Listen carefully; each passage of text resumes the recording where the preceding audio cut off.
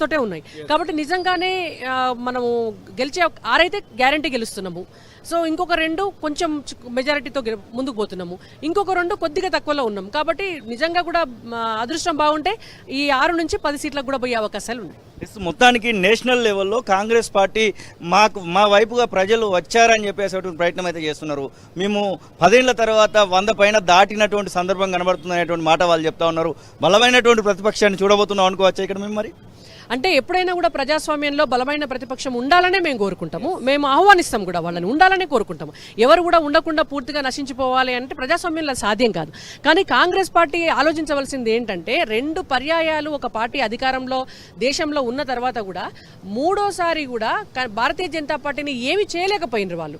అంటే ప్రజల మద్దతు మాకు పెరిగిందే తప్ప ప్రజల్లో ఎక్కడ కూడా యాంటీ ఇన్కంబెన్సీ లేదు. ఇవాళ సహజంగా ఒక వ్యక్తి 2 సార్లు ప్రధానమంత్రికి ఉన్న తర్వాత, ఒక పార్టీ 2 సార్లు అధికారంలో ఉన్న తర్వాత 3ోసారికి ఒక ప్రత్యామ్నాయాన్ని ఎన్నుకుందామని ప్రజలు ప్రత్యామ్నాయం వైపు చూస్తారు. కానీ వాళ్ళకు ప్రత్యామ్నాయం కనిపించలేదు. అంటే బీజేపీ కంటే బెటర్ పార్టీగా కాంగ్రెస్ పార్టీ ఎమర్జ్ కాలేదు, ప్రజల మన్ననలను చూరగొనలేదు. కాబట్టి యూపీలో బీజేపీ పార్టీకి ఒకంతకు చాలా సీట్లు వస్తాయి అనుకున్నప్పటికీ కూడా కనీసం 50 పైన 60 పైన అనుకుంటే ఆ సీట్లు రానున్నటువంటి సందర్భం కనబడట్లేదు. ఎక్కడ చూసినా కానీ 30-35 మధ్యలోనే ఆగిపోతున్నారు అనేటువంటి వ్యవస్థ మాత్రం కనబడతా ఉంది. అసలు యూపీలో పరిస్థితిని ఎట్లా చూడొచ్చు అంటారు? అంటే ఉత్తరప్రదేశ్ విషయానికి వస్తే కనుక ఎగ్జాక్ట్ నెంబర్ ఏంటి అనేది నేను ఇప్పుడు చూడలేదు. కాకపోతే ఏంటంటే ఉత్తరప్రదేశ్లో ఎర్లీ ట్రెండ్స్ లో కొంత తక్కువ కనిపించింది, కానీ ఇప్పుడు మళ్ళీ పికప్ అవుతోంది. సో కొంత ఏంటంటే అయోధ్య రామ మందిరం కట్టిన తర్వాత ముస్లిం మైనారిటీ ఓట్ బ్యాంక్ ఏదైతే ఉందో కొంత ఆ ఓట్ బ్యాంక్ అంతా కూడా కన్సాలిడేట్ అయిపోయి యాంటీ బీజేపీ ఓట్ బ్యాంక్ అంతా కూడా కొంత టువర్డ్స్ కాంగ్రెస్ అనేది బాగా పోలరైజ్ అయినారు అనేటువంటిది మనము ఎగ్జిట్ పోల్స్ కంటే ముందు, అంటే ఎలక్షన్స్ ముందు కూడా, పోలింగ్ కంటే ముందు కూడా మనం చూసినాం. సో అదేమన్నా రిఫ్లెక్ట్ అవుతుండవచ్చు, బట్ పూర్తి స్థాయిలో మనకు రిజల్ట్స్ వస్తే కానీ తెలియదు. ఇంత 1% 2% ఓట్ల డిఫరెన్స్ ఉంటే కూడా కొన్నిసార్లు కొన్ని సీట్లు మనకు తక్కువైనట్టు కనిపిస్తాయి. బట్ కొన్నిసార్లు ఎట్లయిపోద్ది అంటే ముస్లిం ఓట్ బ్యాంక్ ఎక్కువగా ఉన్నటువంటి నియోజకవర్గాల్లో ఆ బూతులలో కౌంటింగ్ జరుగుతున్నంత వరకు టక్మని వాళ్ళు లేస్తారు. మళ్ళీ రెగ్యులర్ బూత్స్ ఉంటాయి కదా, ఆ బూత్స్కి వచ్చేసరికి ఆటోమేటిక్ ఏంటంటే అది కిందకి వచ్చేసి అది డౌన్ ఫాల్ అయ్యి మళ్ళీ బీజేపీ పికప్ అయ్యేటటువంటి అవకాశాలు ఉంటాయి. కాబట్టి లెట్స్ వెయిట్ అండ్ సీ. ఇంకొక గంట అయితే కానీ తెలుసు. ఏపీకి సంబంధించినటువంటి సందర్భంలో బీజేపీ కూడా కూటమిలో భాగంగా ఉంది. అక్కడ జనసేన, బీజేపీ అలాగే టీడీపీకి సంబంధించినటువంటి ఎలక్షన్స్ అయితే నడిచింది. అక్కడ స్పష్టంగా 120 పైన ఇప్పటి వరకు వస్తున్నటువంటి రిజల్ట్స్లో కనబడుతూ ఉన్నాయి. ఖచ్చితంగా అధికారంలోకి రాబోతున్నారనేటువంటి వ్యవస్థ అయితే కనబడుతూ ఉంది. ఎట్లా చూసుకోవచ్చు అంటారు బీజేపీకి సంబంధించినటువంటి విషయంలో ఏపీ?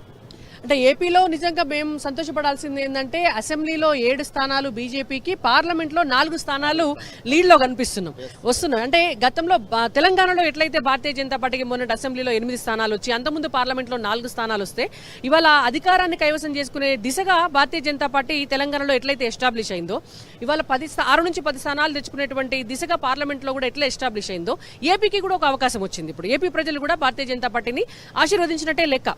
దాదాపు 8 అసెంబ్లీ స్థానాలు, 4 పార్లమెంట్ స్థానాలు వస్తున్నాయి అంటే కూటమి కూడా నిజంగా చెప్పాలంటే Bharatiya Janata party south India. మనతో పాటుగా మహిళా లీడర్లు కూడా ఉన్నారు. శిల్పారెడ్డి ఇక్కడ ఉన్నటువంటి బీజేపీకి సంబంధించినటువంటి స్టేట్ మహిళా మోర్చా. మేడం, ఎట్లా అనిపిస్తుంది రిజల్ట్స్ ట్రెండ్ చూస్తూ ఉంటే? ఆల్రెడీ ఎక్స్పెక్ట్ చేసిన రిజల్టే, అనూహ్యమైన రీతిలో మేము గెలవబోతున్నాము. చాలా సంతోషంగా ఉంది. ఇంకా రౌండ్స్ మిగిలిన్నాయి కాబట్టి అత్యధికంగా మెజారిటీతో మా లీడర్స్ అందరికీ గెలుస్తారని చాలా నమ్మకంతో ఉన్నాం. తెలంగాణలో 4 సీట్ల నుంచి ఇప్పుడు 8 సీట్లు కనబడతా ఉన్నాయి. ఈ యొక్క పెరుగుదలను ఎట్లా చూడొచ్చు అంట? ఆల్రెడీ మోడీ 3.0 స్టార్ట్ అయిపోయింది. మేము ఎట్లయినా గవర్నమెంట్ ఫామ్ చేస్తున్నాము. ఇప్పుడు రానున్న రోజుల్లో కూడా కాంగ్రెస్ వైఫల్యాలు ఏందనేది, కాంగ్రెస్ చేసిన వాగ్దానాలు ప్రజలు చాలా తొందరగా గుర్తించారు. సో రానున్న రోజుల్లో కూడా తెలంగాణలో బీజేపీయే ఉండబోతుంది. ఏపీలో అలయన్స్ కూటమికి సంబంధించినటువంటి అభ్యర్థి అక్కడ గెలవబోతా ఉన్నారు, అక్కడ సీఎం కాబోతా ఉన్నారు. ఏపీలో 7 ఎమ్మెల్యే స్థానాలు, 4 ఎంపీ స్థానాలలో బీజేపీ గెలవబోతా ఉంది. ఏపీలో అడుగు పెట్టింది అనుకోవచ్చా బీజేపీ? ఖచ్చితంగా అనుకోవచ్చు. ఇది సౌత్లో స్టార్ట్ అయింది, గెలుపు దిశలో బీజేపీ ప్రయాణం చేయబోతుంది అనేది ఇది ఒకటి నిదర్శనము.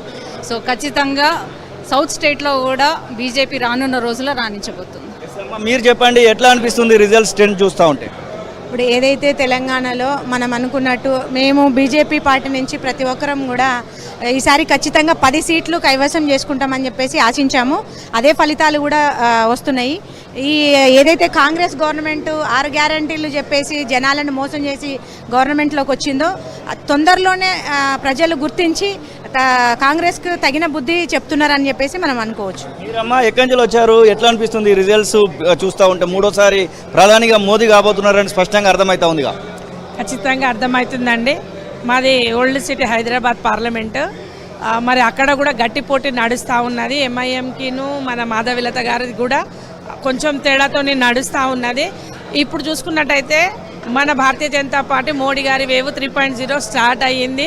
మోడీ గారి యొక్క వేవ్ అనేది ఇది అవుతుంది. ఖచ్చితంగా ఈసారి మేము గవర్నమెంట్ ఫామ్ చేయబోతా ఉన్నాము. రానున్న రోజుల్లో ఇంకా ప్రజల మధ్యకి ఇంకెక్కువ భారీ మెజార్టీతో వెళ్ళడానికి మేము ప్రయత్నం చేస్తాము. మీరమ్మా ఎక్కడి నుంచి వచ్చారు, ఎట్లా ఉంది రిజల్ట్స్ చూస్తూ ఉంటే ఏమనిపిస్తుంది? నమస్తే అండి, నేను శోభారెడ్డి కోమిడి, స్టేట్ బీజేపీ స్టేట్ ఎగ్జిక్యూటివ్ని, ఎంపీటీసీని కూడా. మరి మూడోసారి ప్రధానమంత్రి మోడీ గారు అవుతున్నందుకు అందరికీ, దేశ ప్రజలందరికీ శుభాకాంక్షలు తెలియజేస్తున్నాను ముందస్తుగా. ఇక్కడ తెలంగాణలో 4 సీట్ల నుంచి 8 సీట్లు రావడానికి కారణం ముఖ్యంగా బండి సంజయ్ గారండి. తెలంగాణలో బీజేపీ ఉందా లేదా అనే నేపథ్యంలో ఇంటింటికి గడప గడపకి మన పాదయాత్రల ద్వారా మేమందరం కూడా అన్నతో పాటు మేమందరం కష్టపడి ప్రతి ఇంటికి బీజేపీ అంటే ఏంటో, సుభిక్ష భారతదేశం అంటే ఏంటో, విశ్వగురు స్థానంలో నిలబెట్టే భారతదేశం ఏంటో చూపించినందుకు, ఈ ఉచితాలు వద్దు, మన కాళ్ళ మీద మనం నిలబడదాము అనే దిశగా మోడీ గారు, ప్రధానమంత్రి మోడీ గారు కృషి చేసిన సందర్భంలో ఈ విజయం సాధిస్తున్నందుకు ముందుగా గెలిచే అభ్యర్థులందరికీ శుభాకాంక్షలు తెలియజేస్తున్నాను. మనము విశ్వగురు స్థానంలో నిలబడతాము. ప్రపంచంలో మొదటి స్థానంలో భారతదేశం ఉండబోతున్నందుకు ప్రత్యేకంగా మోడీ గారి కృతజ్ఞతలు. ఇందులో బండి సంజయ్ గారి కృషి ఎంతో ఉంది కాబట్టి సంజయ్ అన్న కూడా శుభాభినందనలతో కృతజ్ఞతలు తెలియజేసుకుంటున్నాం. ఎస్, మనతో పాటుగా ఓబీసీ మోర్చా జాతీయ అధ్యక్షులు, రాజ్యసభ సభ్యులు డాక్టర్ కె లక్ష్మణ్ గారు ఉన్నారు. సార్ నమస్తే. ముందుగా మీకు కంగ్రాచులేషన్స్. మూడోసారి మోదీ ప్రభుత్వం రాబోతుందనేటువంటి విశ్లేషణ అయితే మనకు కనబడుతుంది. కానీ అనుకున్నటువంటి స్కోర్ అయితే రావట్లేదు అనిపిస్తూ ఉంది ట్రెండ్స్ చూస్తూ ఉంటే. అంటే ఇనీషియల్ ట్రెండ్స్ ద్వారా చాలా స్పష్టంగా క్లియర్ మెజారిటీతో ఎన్డీఏ ప్రభుత్వం మోదీ నాయకత్వాన ఏర్పడబోతోంది.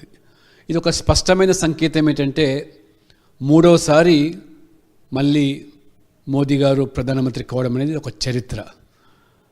అభివృద్ధి ఎజెండా, పేదల సంక్షేమము, చివరి వ్యక్తికి పారదర్శకతో, అవినీతి రహిత పాలన పట్ల ప్రజలు మొగ్గు చూపారు. రెండవది, రాహుల్ గాంధీ నాయకత్వంలో మూడోసారి కాంగ్రెస్ వరుసగా ఓడిపోవడం. కాంగ్రెస్ పార్టీ ఆలోచన చేసుకోవాలి.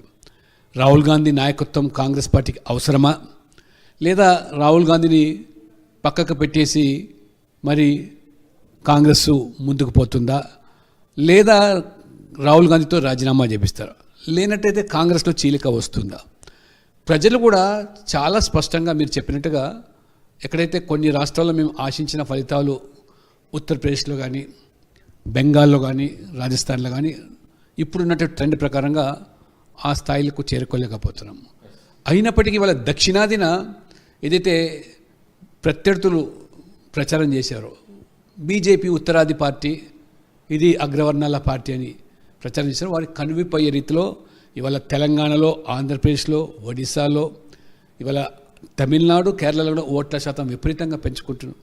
కాబట్టి ఇవాళ ఆలోచన చేయాలా, ఈ గ్యారంటీల పేరు మీద, ఉచితాల పేరు మీద ఎక్కువ కాలం ప్రజలు మభ్యపెట్టలేదు. ఇప్పుడంతా కూడా trend politics of performance plus అవినీతి రహిత పాలన, కుటుంబ రహిత పాలన ప్రజలు మొగ్గు చూపుతున్నారు.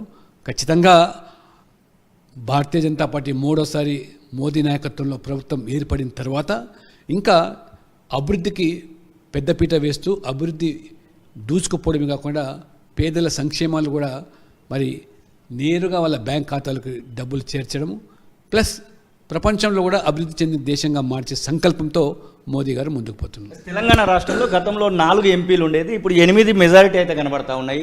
మీరు ఇంకా డబుల్ డిజిట్కు ఇంకొక 2 దూరంలో కనబడతా ఉన్నారు. ఈ యొక్క పెరుగుదలను ఎట్లా చూడొచ్చు అంటారు? ఇది రేవంత్ రెడ్డి గారికి ఇప్పటికైనా కనువిప్పు కావాలా, నీ మాట మీద నిలబడాలా. 100 రోజు పాలనకు 14 సీట్లు సాధిస్తామని ఇది రెఫరెండం అన్నారు. ఆ దిశలో ఇవాళ కాంగ్రెస్ ఆ రకంగా గెలవటం లేదు. కాబట్టి రైతులకు చేసిన మోసము, నిరుద్యోగ యువతకు ఇచ్చిన హామీలు నిలబెట్టుకోకుండా 100 రోజుల పాలనతో కూడా ఇక్కడ తెలంగాణ ప్రజలు తీర్పునిచ్చారు. కాబట్టి ఖచ్చితంగా రేవంత్ రెడ్డి గారు ఇచ్చిన మాట నిలబట్టి నైతిక బాధ్యత వహించాలి. భారతీయ జనతా